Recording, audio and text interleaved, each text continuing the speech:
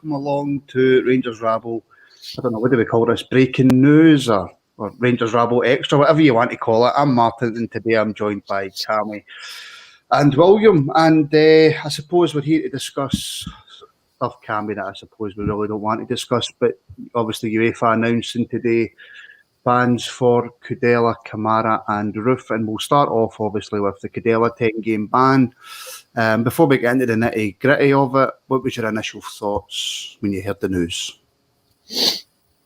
I was probably quite surprised, to be honest with you. I half expected UEFA to sweep it under the carpet, but I do believe that it's UEFA yet again at their best, just paying lip service to it. They genuinely aren't interested in addressing the racism problem, So it's 10-game, actually 9-game, because he serves obviously the game against Arsenal tomorrow night. So it's a lip service punishment for me, and his club walks away with no punishment at all.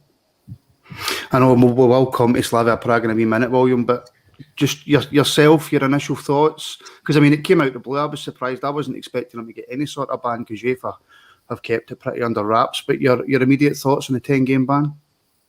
Yeah, I was actually in work at the time when the news kind of broke, and I was a bit like Cammy.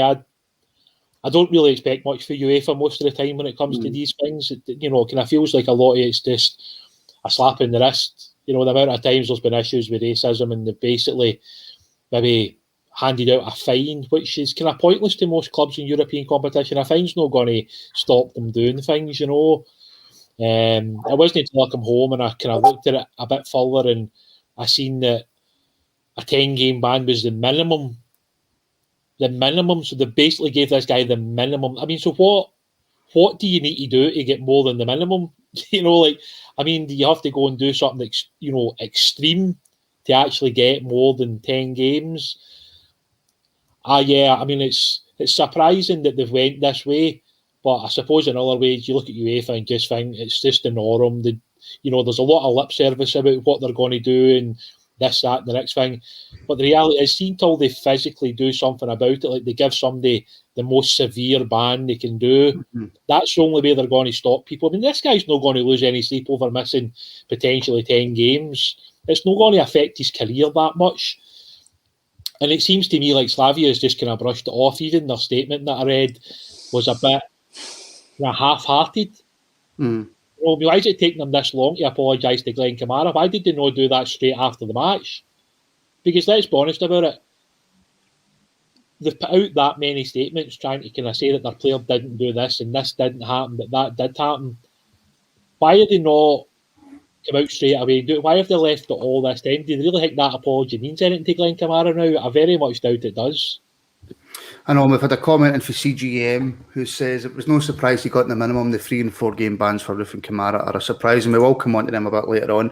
But I should just say before we carry on, obviously we are live on YouTube, Facebook and Twitter, so do get your comments in and we shall read them out. Now, Cammy, just before we come on, you said, look, I don't know where I am with this because there's been statements here, statements there, statements everywhere. Now, obviously, I think the initial statement from Kamara's lawyer stated that the 10-game ban was the maximum, if I'm getting that right. And now we're hearing minimum. And I also, just to put this into context as well, I seen a retweet for Heart and Hand that said that Kieran Trippier, when he was moving to Atletico, got a 12-game ban for telling his pal, but yet Kudela, for racially abusing somebody, only gets a 10-game ban. I honestly don't understand that. I think the Trippier one was off the Football Association in England. So it's obviously it's a different authority, but it tells you where governing bodies, whether it's UEFA, FIFA, FA, SFA, none of them are fit for purpose.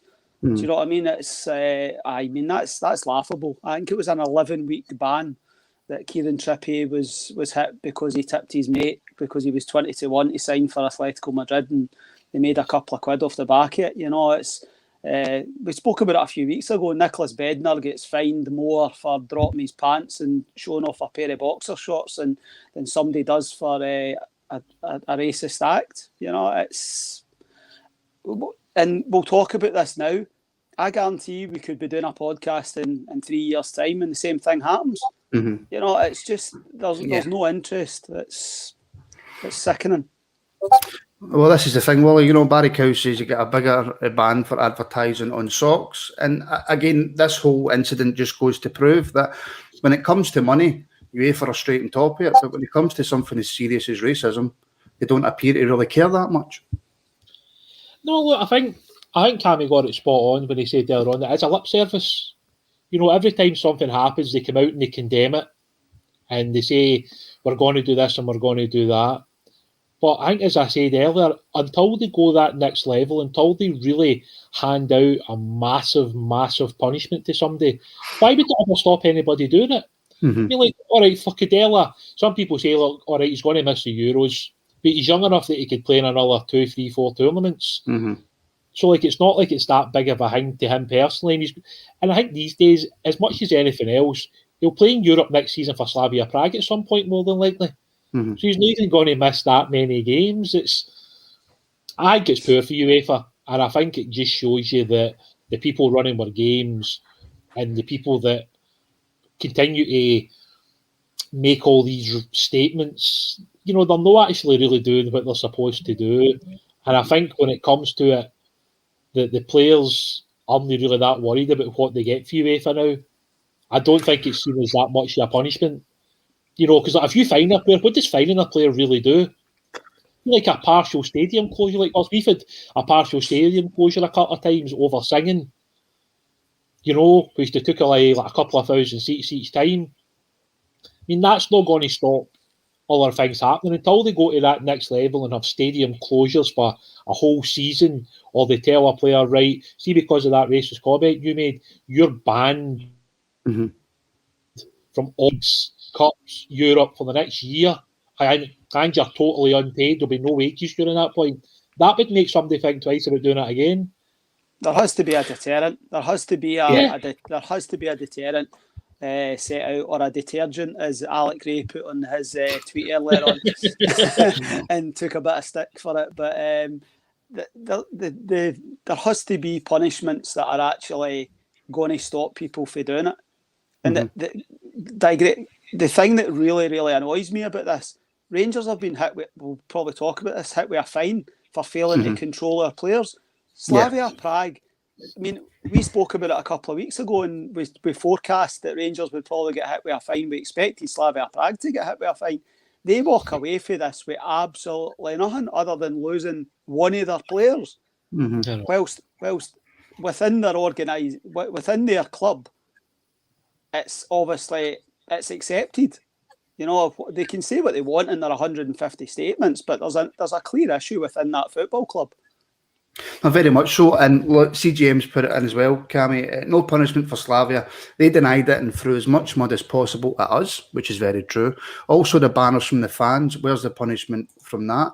Now, William, would the banner for the fans, should the club be punished for that? Just to play a wee bit of devil's advocate. I don't know how that works with the punishments from like UEFA though, because that was done back in Prague and it wasn't really attached to the actual game. I don't know where their remit kind of starts and stops kind of thing when it comes to that. That would be up to Slavia to deal with that. I know they released a statement to say they did, but I mean, you wonder how much action was actually taken against these guys. And the fact that the banner was thrown up so quickly, you wonder if that's something that's been there previously. You know, that type of thing where they're not that concerned by it. And I think there was something said about Lukaku that he had some racism thrown towards him. So clearly there is an issue there, you know. But yet again, you know, until UEFA really punish teams really severely, I don't really see anything changing in all honesty. And why should it when you're only getting such minimal bans? I know, and just coming back to something you said, Cammy, comment for Fogdog. Look, bearing in mind Rangers get fined 9,000 euros.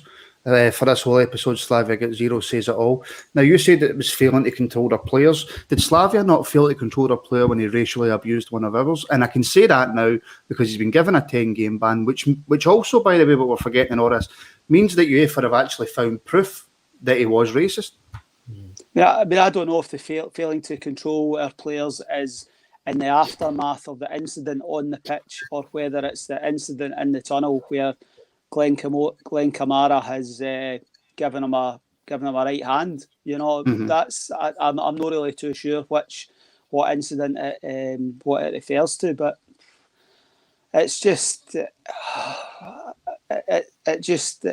astonishes me that year after year these incidents happen, whether it's Raheem Sterling or Romelu Lukaku or England team going to walk off, and it's almost, and we repeat again, as William said, until there's a deterrent for players and for the club, it can't just be we go back lip service. That is all it is. But in 2021, I guarantee in 2025 we'll still be talking about this, and UEFA and FIFA and all that will still be no bothering their arse, and they'll be given punishments, and it's only going to get worse, unfortunately. And the thing is, William, right, we're obviously not paid to make these decisions. But what would the deterrent for you have been? What would the ban or course of action that UEFA could have took against Kudela? What would have sufficed the footballing world? Because this isn't just about Rangers. We've had everybody down south across Europe comment on this. So what would have sufficed in your eyes the punishment for Kudela? Well, that was, I obviously put a tweet out saying I don't know what the right ban would be, but 10 games just didn't feel like enough. To me, when they want to make a point, when they want to show that they're not going to accept this anymore, to me it's got to be a severe thing. So I don't know, say you're banning somebody from all forms of football for 3 months, 6 months, a year. There's got to be something more severe than, because the guy can still go back to the Czech Republic and play in his league.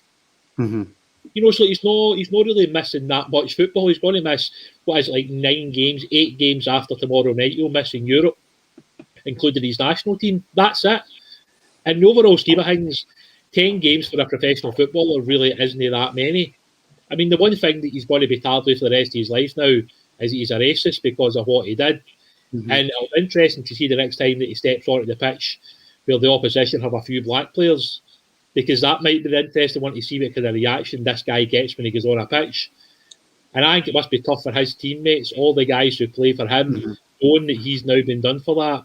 As when you actually watch the video back on replay, I think it was their big striker. He almost looked shocked. So I don't know if he also heard what was said to Glen Kamara. Well, that's the thing. Sorry, Willie, that's the thing, Cammy. That, although it's got nothing to do with us, what happens inside Slavia Prague, but he's now been outed, if you like, as a racist. And as Willie says, there's several black players in that Slavia Prague team. You put the boot on the other foot. You look at the Rangers, the togetherness of the Rangers squad since this has happened. It's like, can you imagine? Is there the same camaraderie across there in Slavia Prague? No, there's probably divisions within that group.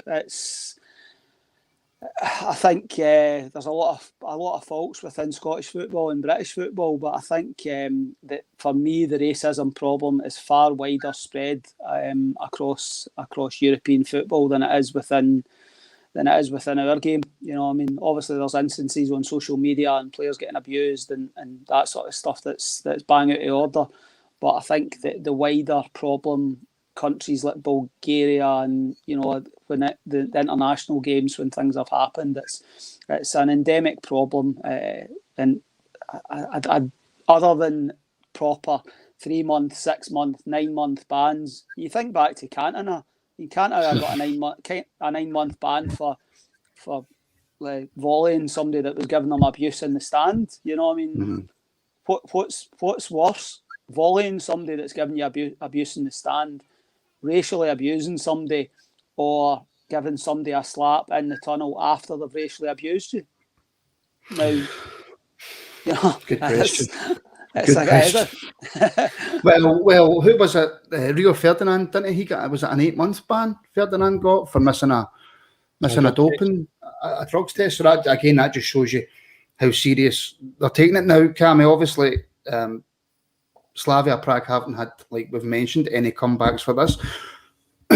And with the 10-game ban, I think most of us say we don't agree with.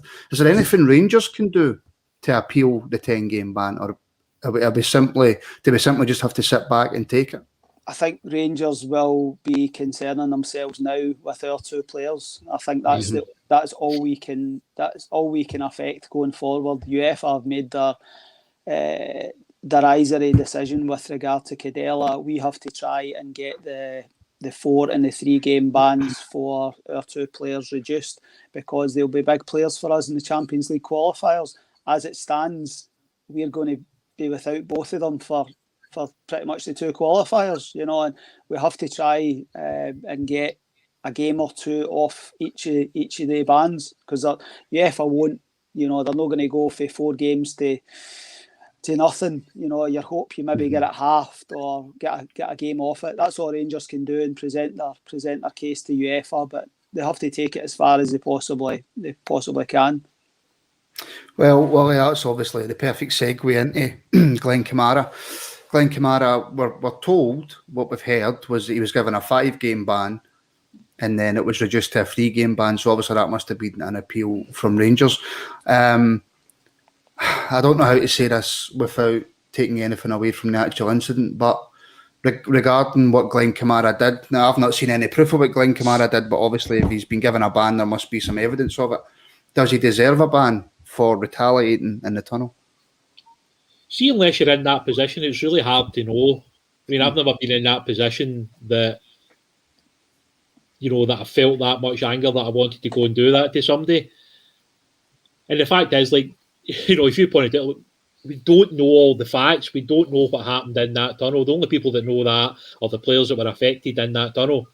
Now, if somebody said something to me that I deemed to be sort of beyond anything that was acceptable, I would be angry. But I suppose for UEFA's point of view, they've got to be seen to be taking action, because they can't condone assault, whether it's on a pitch or off the pitch. So it's a very fine line. I mean, I'm in the same boat as Cammy. I think Rangers appealing, maybe they get it down to a 1 or a 2 game ban, and Rangers maybe just take that in the chin and move on. Same with Roofe. They'll look to do the same with Roofe. I always felt like Roofe would get a ban. I thought it would maybe be 2 games, maybe 3. I didn't think it would be as high as 4, just based on a lot of the other things that have happened over the period where guys have had 2 and 3 game bans. Because I don't think Kemar set out to injure the goalkeeper. Clearly, the goalkeeper got booted in the face and it was pretty severe. So I can't deny that. But there was no intent to Kemar Roofe to try and injure the goalkeeper. Yes, he's out of control. There's no arguing that. Is it reckless? Yeah, you could argue that as well. But it just seems like there's not a set procedure, it seems, with UEFA. You just don't know what you're going to get. But I do think the what Cammy said spot on. Rangers will try and appeal it and get a game or 2 taken off of each player if possible. Can I just say before we carry on, just a big hello to all the what would appear to be Slavia fans in the comments. I would just like to say thanks very much for putting the numbers up and helping the channel grow. That is honestly, that's absolutely fantastic. Thank you very much. Cammy, yourself on the Kamara ban, 3 games, possibly reduced from 5. We don't 100% know, but what was your thoughts on it? I think, to be honest, we had looked at the UEFA punishment and within the rules, and I think 5 games was mentioned. So it didn't come as a great surprise. Without knowing the ins and outs of what happened in the tunnel, I don't believe it was just Glen Kamara 1-on-1 against Kudela. I'm sure certain other players were involved. I think we are very much a team, so I think there was probably maybe a bit of a stramash in the tunnel. UEFA observers seen it, and that's what Rangers have been hit with the 9-game ban, the €9,000 fine for it. It's no surprise at all. Feel for the player, and I think it's just added.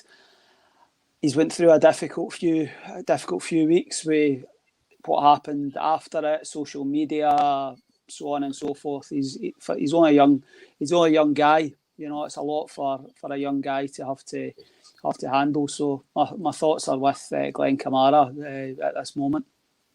No, 100%, absolutely agree. And Willie, Cameron Kellas has put in, Roofe can't be defended, Kamara can be.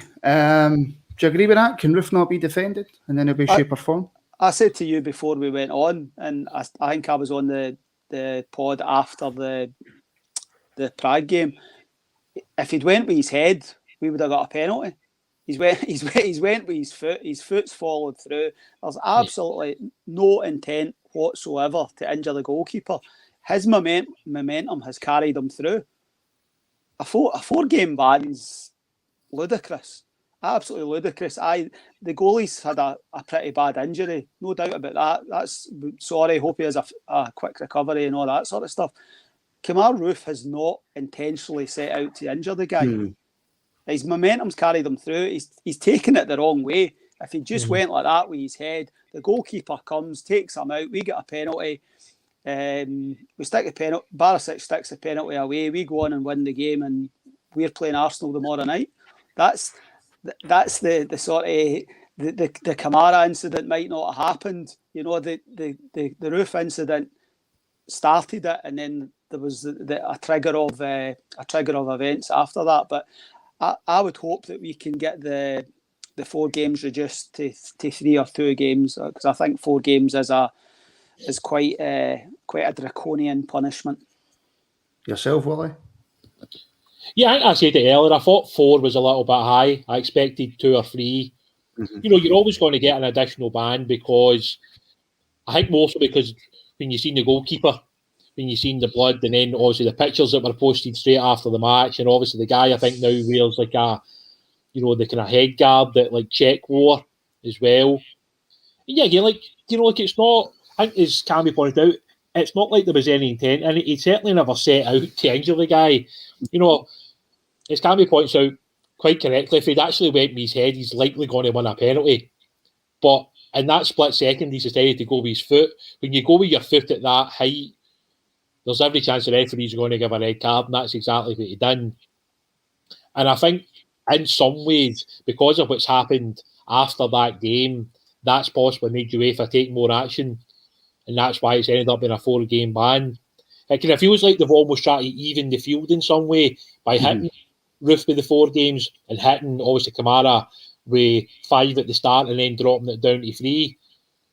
And I think it just shows you that there's a real lack of common sense when it comes to things. I mean, sorry for these guys at UEFA to sit there and hand out these punishments, but how many of them have actually played football? How many of them have actually been in the position that Glen Kamara's been in, that he's been racially abused, and then he's been told to just walk away from it, just accept that that's okay?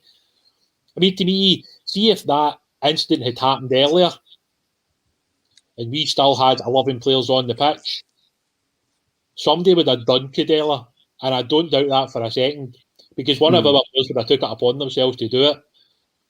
You know what? Because it was just unacceptable. He was probably just very lucky that at that point we were down to like 9 men and we couldn't do anything about it. I think Willie's bang on there, because I think it was Connor Golson done the presser for I think maybe the Celtic game after it, and I think he basically said himself he was just going about in a daze for the last 10 minutes wanting to injure somebody, you know. And I think what Willie says is bang on with regard to that. You know, if it happened 11 against 11, somebody would have sought retribution for it. There's no doubt about it. And I think it is written in the stars that the Champions League qualifier playoff round, we will meet Slavia Prague. Our paths are undoubtedly going to cross, because it's just the way these things happen. And I hope we're back in the stadium for it. Do you know, I'm just reading some of the comments from either Slavia or Czech fans, and I've never known a more deluded bunch of people in all my life. We've got a comment in, Wally, for Prady.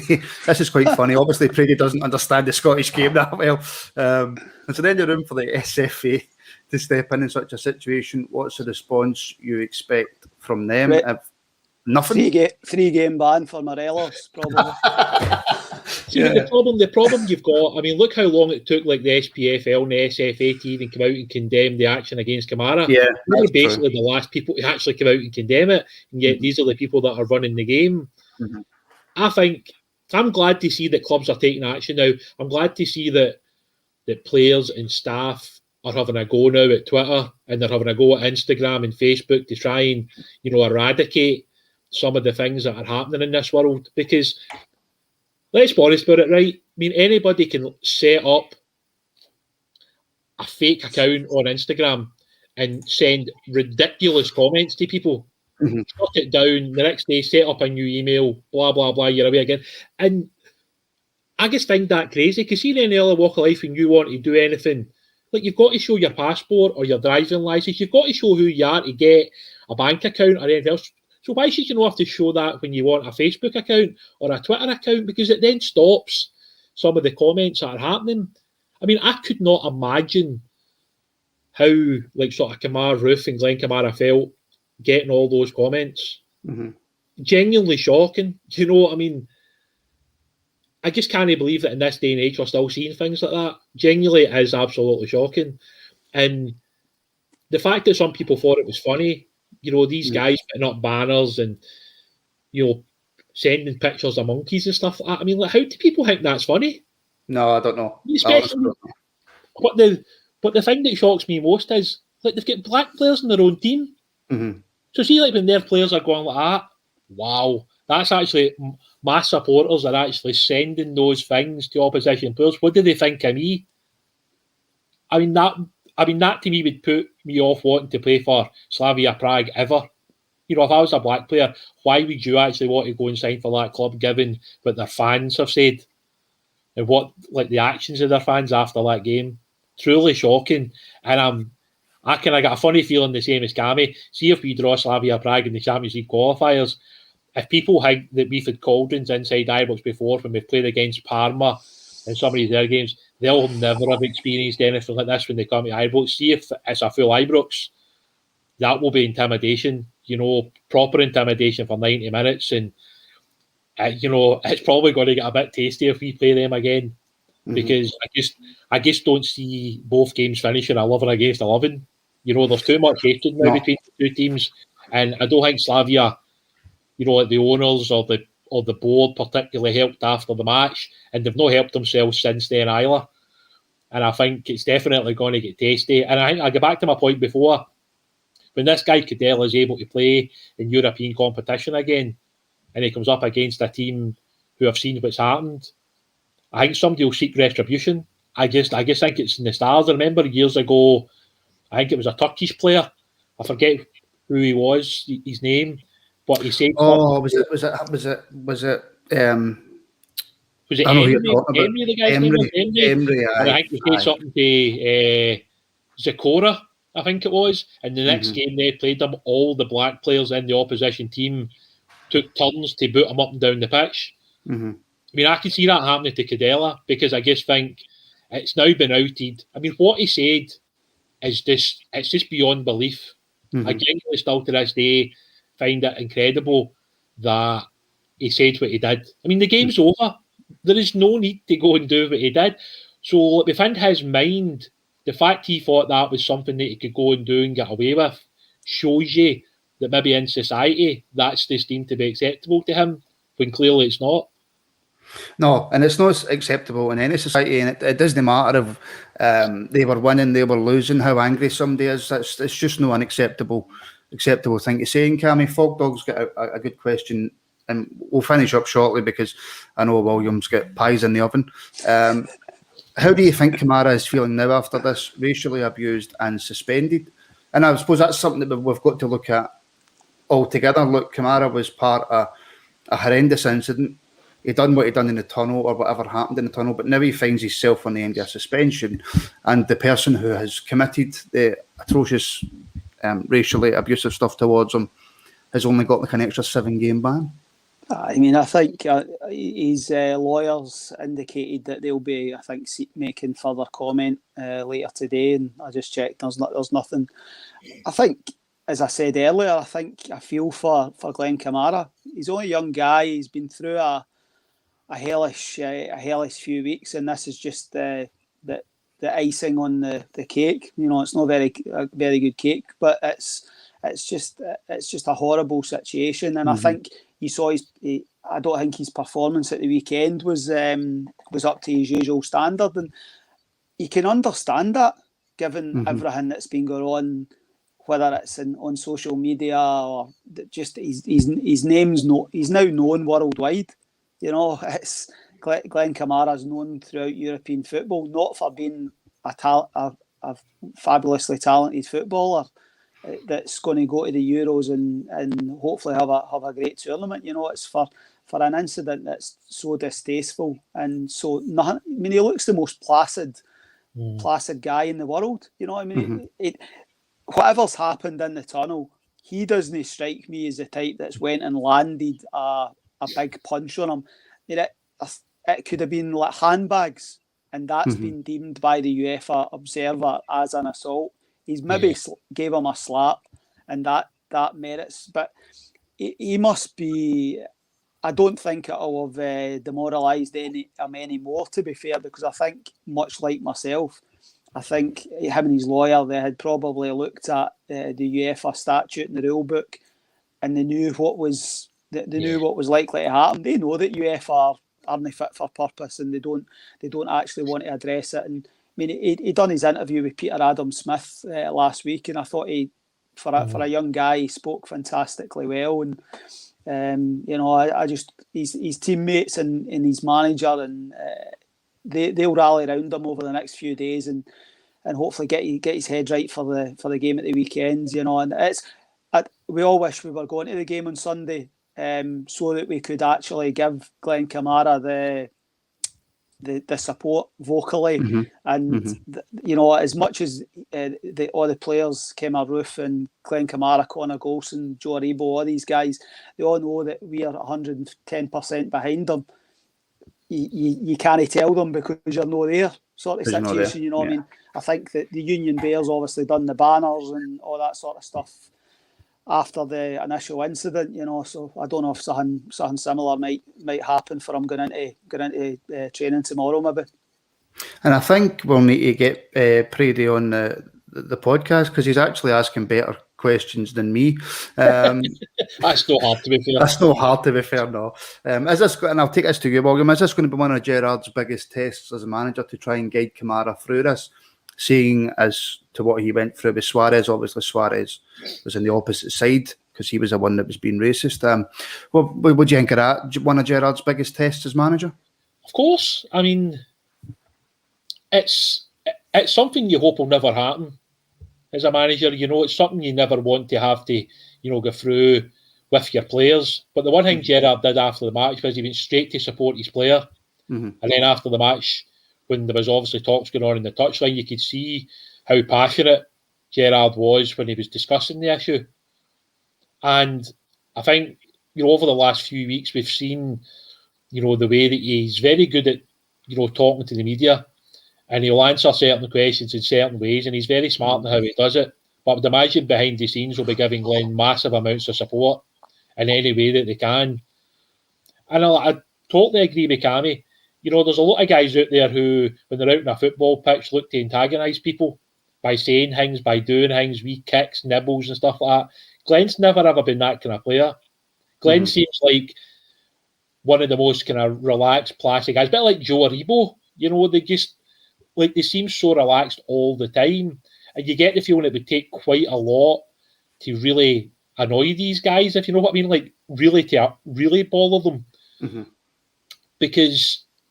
imagine where both of these guys kind of grew up in England and stuff like that. They've probably heard certain things before in their life that they've just thought, right, that's okay. But on a football pitch, you would never anticipate somebody coming up and doing that. No. And I think that's where the manager has stepped in and he's trying to protect Glenn. And I think if the manager had everybody fit, you might have found that Glenn might have had a wee rest here or there, maybe just to try and let him away with it. And if the world wasn't the way it was, it might have been one of them where they could have said to Glenn, look, away you go for 7 days on holiday and just get away from it. But the club can't even do that. The player can't even do that. So it's been difficult. They've had to deal with things in-house. Glenn's had to basically play every game since then. He's likely going to play every game until the end of the season because of the injuries we've got.